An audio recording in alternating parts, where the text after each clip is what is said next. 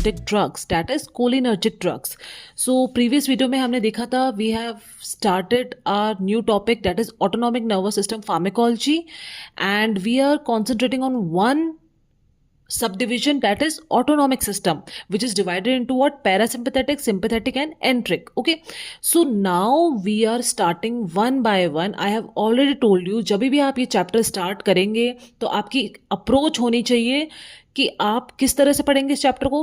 सबसे पहले parasympathetic then sympathetic.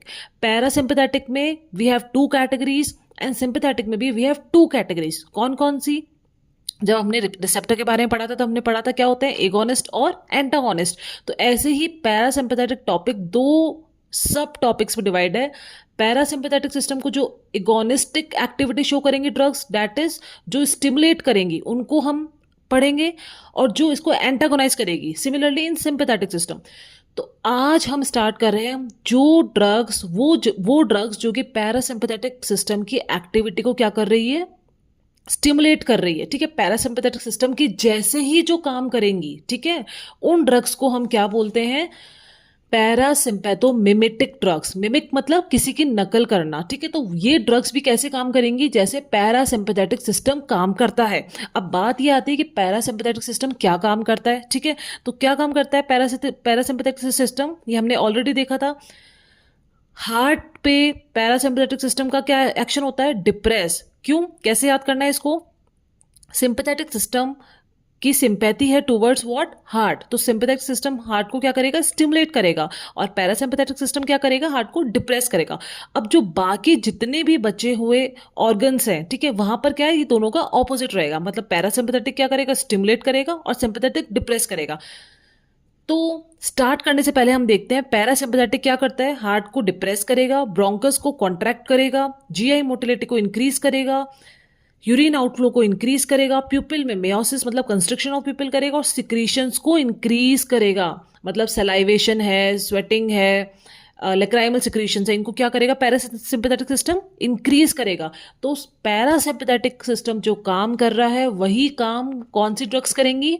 Cholinergic drugs. ठीक है, क्यों? क्योंकि ये ड्रग्स क्या है? पैरासिम्पैथोमिमेटिक ड्रग्स. ओके, सो इस तरह से हमको ये ध्यान में रख के इस चैप्टर को या इस टॉपिक को आगे पढ़ना है. ठीक है, now let's start about what.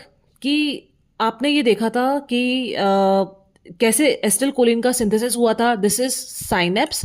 Synapse से पहले है प्री साइनेप्टिक एंड साइनेप्स के बाद में है पोस्ट साइनेप्टिक रिसेप्टर्स. ठीक है, तो हाउ एसिटिलकोलिन वाज सिंथेसाइज्ड आपने पहले वीडियो में देखा था. आपको जो भी टॉपिक्स देखने हैं you can see in playlist. Okay, so how acetylcholine was synthesized. ठीक है, and it acts on what? Post synaptic receptors and intracellular response is shown. ठीक है, तो इसी तरह से हम क्लासिफिकेशन पढ़ते हैं कोलिनर्जिक ड्रग्स का. क्लासिफिकेशन में क्या है? हमने डिवाइड किया है एक तो डायरेक्टली एक्टिंग और एक क्या है? Indirectly acting. डायरेक्टली एक्टिंग क्या होंगी? वो ड्रग्स जो डायरेक्टली कहां पे एक्ट कर रही है? रिसेप्टर्स पे एक्ट कर रही है. ठीक है, और इनडायरेक्टली एक्टिंग क्या होगी? आपने पढ़ा था एसिटिलकोलिनेस्ट्रेस क्या कर रहा था? एसिटिलकोलिन को क्या कर रहा था? ब्रेक डाउन कर रहा था कोलिन और एसिटेट में. ठीक है, तो इससे क्या हो रहा है? एसिटिलकोलिन, सपोज एसिटिलकोलिन की कमी पड़ गई. ठीक है, ऐसी कोई डिजीज हुई जिसमें एसिटिलकोलिन की क्या हो गई? कमी पड़ गई. ठीक है, तो आपको क्या करना पड़ेगा? तो ऑब्वियसली यहां पर क्या है? डिप्राइवेशन है एसिटिलकोलिन का. और ऊपर से क्या हो रहा है? एसिटिलकोलिनेस्ट्रेस एंजाइम भी है जो कि क्या करता है? एसिटिलकोलिन को तोड़ देता है. ठीक है, तो आपके पास वैसे ही कमी है, ऊपर से ये एंजाइम और तोड़ रहा है. तो आप क्या कर सकते हो एक काम इसकी, ताकि this amount can be build up in the synapse, आप क्या कर सकते हो इसको बचाने के लिए? आप एसिटिलकोलिनेस्ट्रेस को इनहिबिट कर सकते हो. ठीक है, दैट्स वाई. तो ये क्या हो गई? Drugs indirectly acting. भाई डायरेक्टली एक्टिंग तो क्या हो गई? जो डायरेक्ट रिसेप्टर्स पे एक्ट कर रही है. और इनडायरेक्टली एक्टिंग क्या हो गई? जो एसिटिलकोलिनेस्ट्रेस को इनहिबिट करके अब क्या हो गया? ये एसिटिलकोलिन एज इट इज है इंटैक्ट अपने पास. ठीक है, एसिटिलकोलिन बच गया यहाँ पे साइनेप्स में और now this acetylcholine can act on these receptors. ठीक है, that's why these drugs are called as what? Indirectly acting drugs. ठीक है, तो ये दो कैटेगरी में डिवाइड किया है, इसलिए हम इनको क्या बोल सकते हैं? और एसिटिलकोलिनेस्ट्रेस इनहिबिटर्स. कौन सी? Indirectly acting drugs. तो डायरेक्टली एक्टिंग में हमारे पास क्या क्या है? Obviously we will having first what? जो प्रोटोटाइप है एसिटिलकोलिन. ठीक है, जो कि एंडोजीनियस न्यूरोट्रांसमीटर भी है एसिटिलकोलिन. ठीक है, देन वी हैव पाइलोकार्पिन.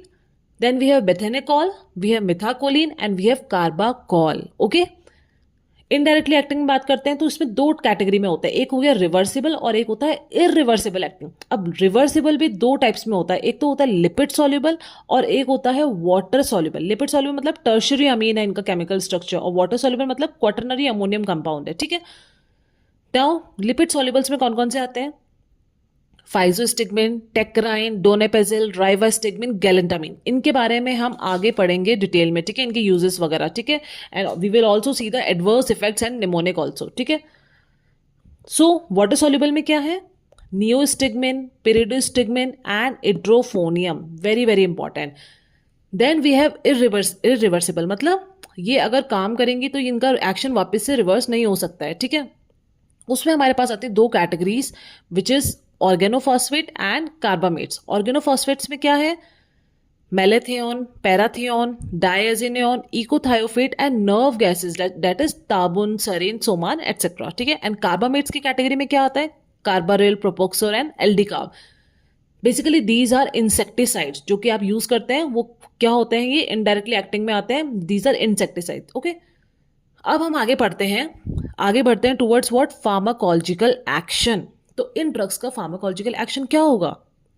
तो एक तो मैंने आपको बताया था ऑलरेडी कि you have already studied about the receptors. ठीक है, तो कौन कौन से थे? निकोटिनिक और मस्करिनिक रिसेप्टर। ठीक है, देखो मस्करिनिक रिसेप्टर मतलब कि इनकी एफिनिटी मस्करिन के लिए बहुत ज्यादा है, और निकोटिनिक रिसेप्टर मतलब इनकी एफिनिटी निकोटीन के लिए बहुत ज्यादा है। ठीक है, अब देखो मस्करिन रिसेप्टर डिवाइड थे M1, M2, M3, M4, M5। ठीक है, अब this receptor is the member of what? G protein couple receptor, GPCR के ये मेंबर्स हैं। ठीक है, please you can watch in the playlist of featured with pharmacodynamics if you want to study about these receptors. Okay, diagrammatically explained है, you can watch there.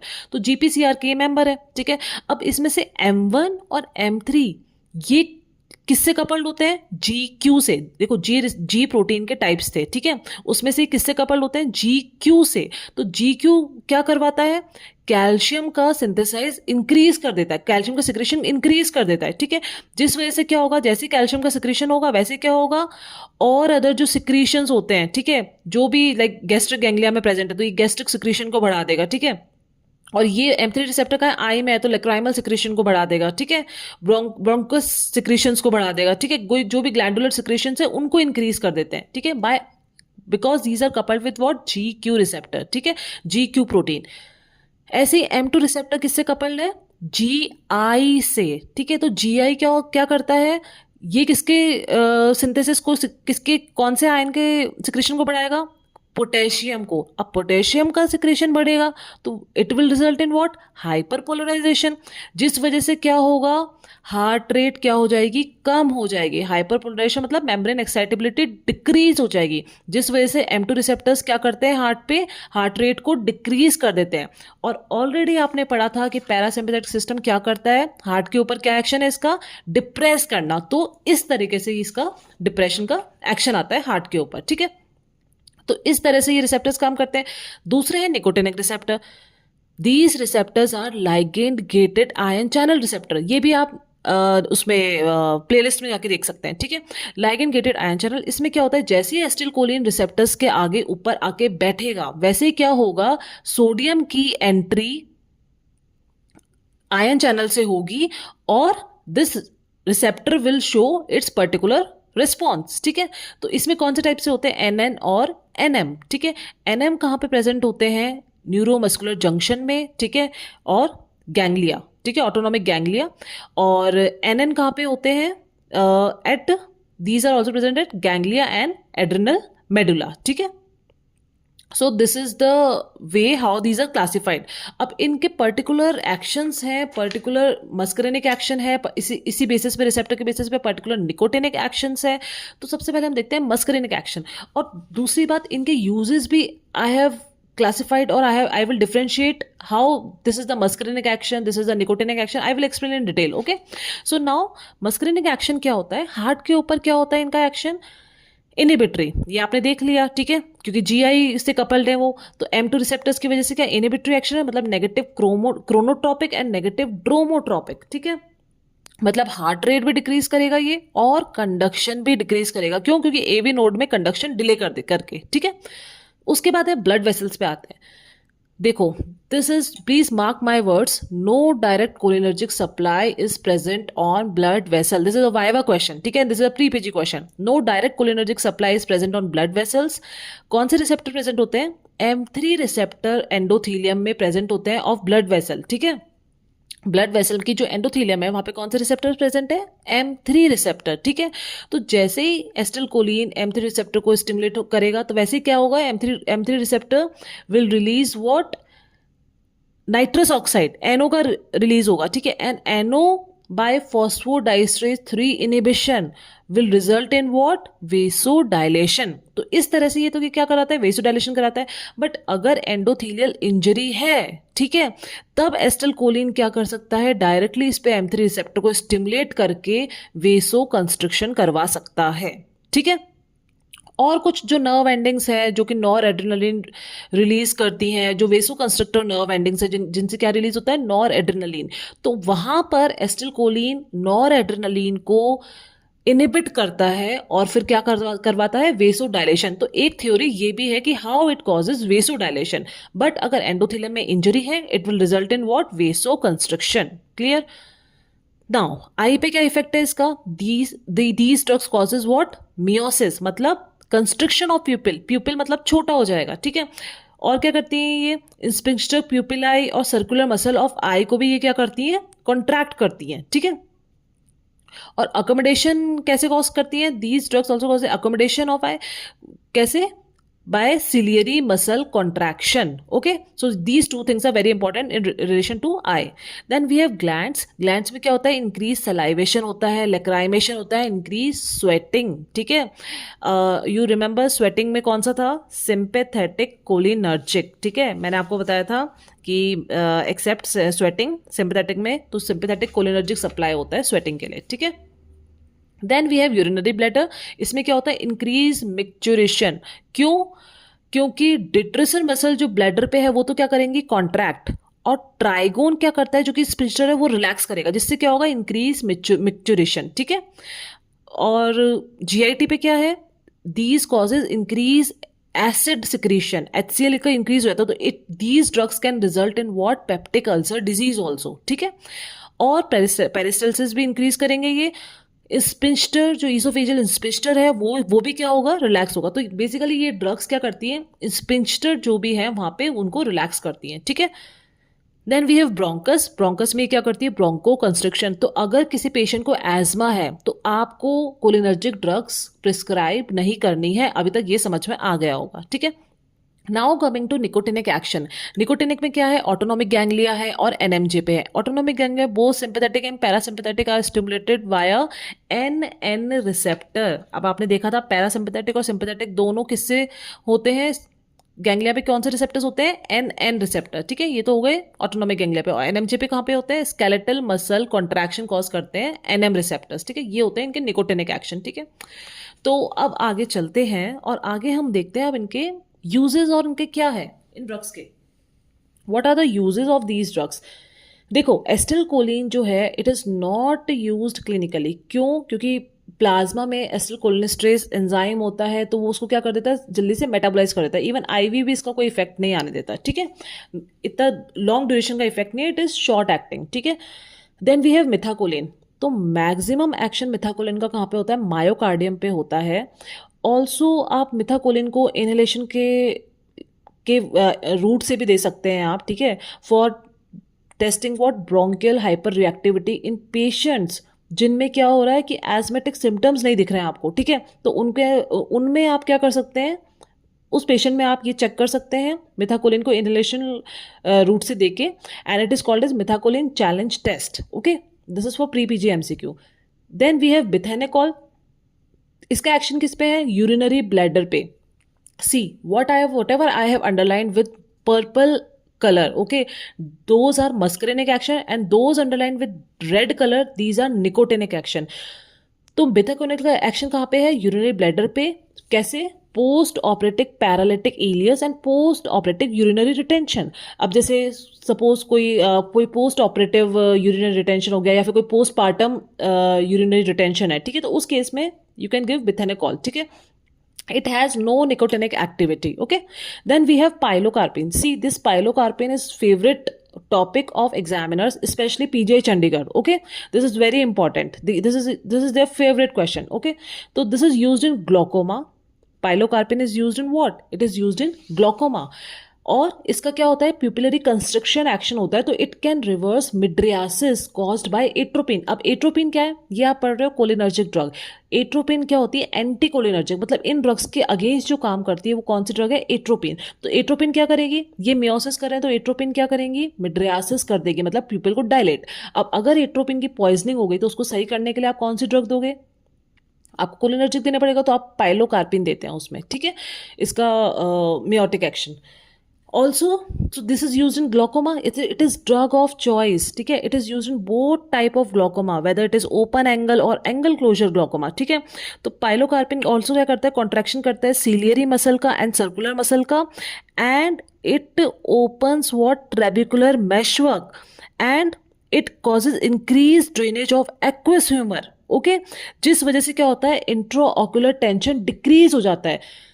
C, pilocarpine को हम use करते हैं emergency to treat what, emergency increased intraocular tension. आपको emergency condition में अगर आपको intraocular tension patient में आई में ग्लोकोमा के केस में डिक्रीज करना है, तब आपको पाइलोकार्पिन यूज करनी है. देखो और भी ड्रग्स यूज होती है, कार्बोनिक एनहाइड्रेस इनहिबिटर्स, ठीक है, लाइक डोर्सेलामाइड एंड बीटा ब्लॉकर्स भी यूज होती है, लेकिन अगर इमरजेंसी कंडीशन में आपको यूज करना है तो आपको यूज करना पड़ेगा पाइलोकार्पिन, ठीक है, to in emergency condition of what, increased IOT. ठीक है, तो आपको डिक्रीज करना है अगर, तो you have to use pilocarpine at which dose, 0.5 to 4%. This is favorite question of PGI Chandigarh. This dose, ठीक है, 0.5 to 4% concentration में you have to use what, pilocarpine to treat glaucoma and both types of. ठीक है, अब pilocarpine और cevimeline, this can be used to treat dry mouth associated with Sjogren syndrome. ठीक है, and also dry mouth और किस वजह से होता है,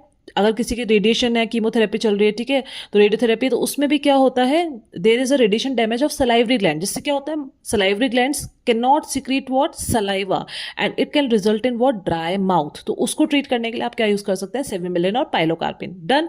so this was what we have studied about the directly acting, हमने कंप्लीट कर लिया. अब हम चलते हैं इनडायरेक्टली एक्टिंग. ठीक है, इनडायरेक्टली एक्टिंग में है सबसे पहले physostigmine. You can give it orally. It causes blood brain barrier. क्यों, क्योंकि ये लिपिड सॉल्युबल है, तो इसलिए कॉर्नियल मेम्ब्रेन भी क्रॉस कर सकती है और जीआईटी में एब्जॉर्ब भी हो सकती है. ठीक है, इसको हम ग्लोकोमा भी यूज कर सकते हैं, ठीक है, as miotic, and atropine poisoning में भी it is used as specific antidote. Okay, physostigmine also.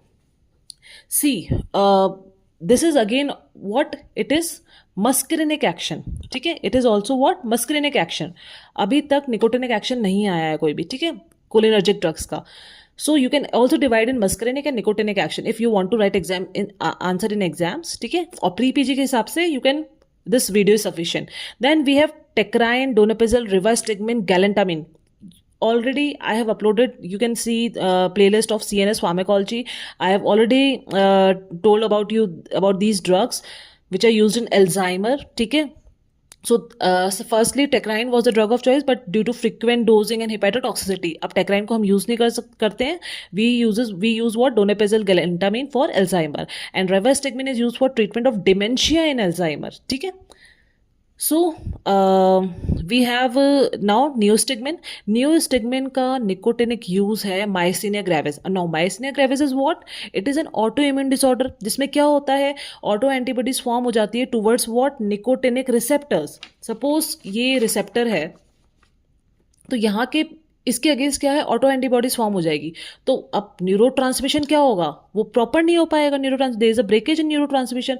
तो इस वजह से क्या होगा, जो स्केलेटल मसल होती है वो क्या हो जाता है, फटीग डेवलप हो जाता है स्केलेटल मसल्स में. ठीक है, तो अब ये जो फटीग है, ये क्या होता है, जितना ज़्यादा वो पेशेंट काम करेगा, ठीक है, उतना ज़्यादा ही वो क्या होगा, फटीग डेवलप होता जाएगा. ठीक है, और जैसे ही वो रेस्ट करेगा तो वो सही हो जाएगा. इसको हम बोलते हैं माइसीनिया ग्रेविस. ठीक है, neostigmine does not cross blood brain barrier. ठीक है, तो CNS के साइड इफेक्ट्स इसमें क्या होते हैं, कम होते हैं, ठीक है। Very important viva question.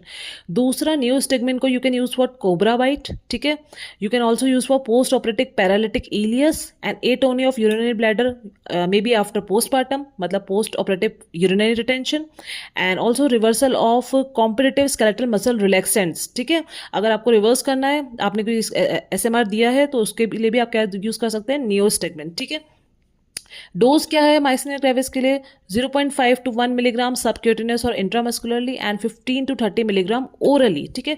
Now see, Myasthenia gravis and cobra bite, this is the nicotinic use of cholinergic drug, ठीक है। and post operative POPI and POUR is what, muscarinic use, ठीक है। ये मस्करेनिक रिसेप्टर्स के through होके काम कर रहा है, और ये कहाँ, माइसिनिया ग्रेविस पे कैसे काम हो रहा है, निकोटिनिक रिसेप्टर, ठीक है, क्योंकि NMJ पे काम हो रहा है। देखो, पिरिडोस्टिगमिन क्या होता है, बिल्कुल नियोस्टिगमिन के जैसे ही इन सब में यूज होगा, बट क्या डिफरेंस है, पिरिडोस्टिगमिन क्या है, लॉन्गर एक्टिंग है, ठीक है। अब बात करते हैं हम इड्रोफोनियम की। It is useful in what, diagnosis of myasthenia gravis. इनको तो हमने ट्रीटमेंट के लिए यूज़ किया। अब माइसिनिया ग्रेविस की अगर आपको डायग्नोसिस करनी है तो आप क्या यूज़ करते हैं, इड्रोफोनियम। उसमें हम क्या करते हैं, 1 to 2 मिलीग्राम IV इंजेक्ट करते हैं। अगर स्केलेटल मसल एक्टिविटी इंप्रूव हो जाती है तो मतलब ये बीमारी कौन सी है, माइसिनिया ग्रेविस है। और अगर वर्स हो जाती है कंडीशन तो मतलब वो क्या है, कोलिनर्जिक क्राइसिस है। और उसी डायग्नोस्टिक टेस्ट को हम क्या बोलते हैं, टेंसिलॉन टेस्ट, ठीक है।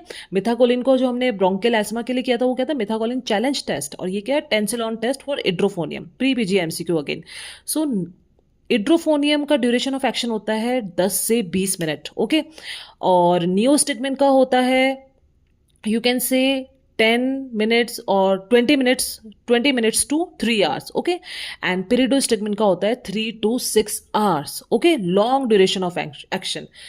सो you can also see neostigmine and pyridostigmine, ठीक है। इनका मस्करिनिक एक्शन क्या होता है, मतलब आपको अगर इनका मस्करिनिक एक्शन शो करना है तो आपको एट्रोपिन के साथ नहीं देना है इनको। भाई, नियोस्टिगमिन कोलिनर्जिक ड्रग है और एट्रोपिन क्या है, एंटीकोलिनर्जिक, मतलब पैरासिम्पैथेटिक सिस्टम को ब्लॉक करने वाली ड्रग। तो पैरासिम्पैथेटिक सिस्टम को अगर ब्लॉक कर रही है कोई ड्रग, मतलब वो क्या कर रही है, मस्करिनिक एक्टिविटी को क्या कर देगी, स्टॉप कर देगी। तो अगर आपको मस्करिनिक एक्टिविटी स्टॉप करानी है तब तो आप एट्रोपिन के साथ दो, वरना आपको नहीं देना, ठीक है। तो उसके लिए हम कहाँ, किस कंडीशन में यूज करेंगे without atropine, POPI and POUR में, ठीक है। एंड निकोटिनिक एक्शन आपको शो करना है अगर नियोस्टिगमिन का, केवल आपको निकोटिनिक एक्शन चाहिए, आपको मस्करिनिक एक्शन नहीं चाहिए, क्योंकि मस्करिनिक एक्शन आप करोगे तो और उसके एडवर्स इफेक्ट शो हो जाएंगे, ठीक है। तो उसके लिए आप क्या करोगे, नियोस्टिगमिन को एट्रोपिन के साथ एडमिनिस्टर करो, ताकि एट्रोपिन क्या करेगा, एंटीकोलिनर्जिक है तो वो मस्करिनिक रिसेप्टर को क्या कर देगा, ब्लॉक कर देगा। और केवल कौन सा एक्शन देखने को मिलेगा आपको, निकोटिनिक, ठीक है। तो निकोटिनिक में किस किस केस में यूज करोगे आप, myasthenia gravis, cobra bite. Cobra bite में क्या होता है, एक विनम जो रिलीज होता है, ऐसा कुछ कंपाउंड रिलीज होता है जो कि स्केलेटल मसल पैरालिसिस कर देता है, ठीक है।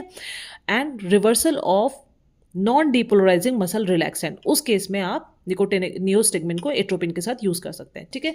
Now you can also see the adverse effect, cholinergic drug adverse effects. You can remember it as a mnemonic what called as dumbbells, ठीक है।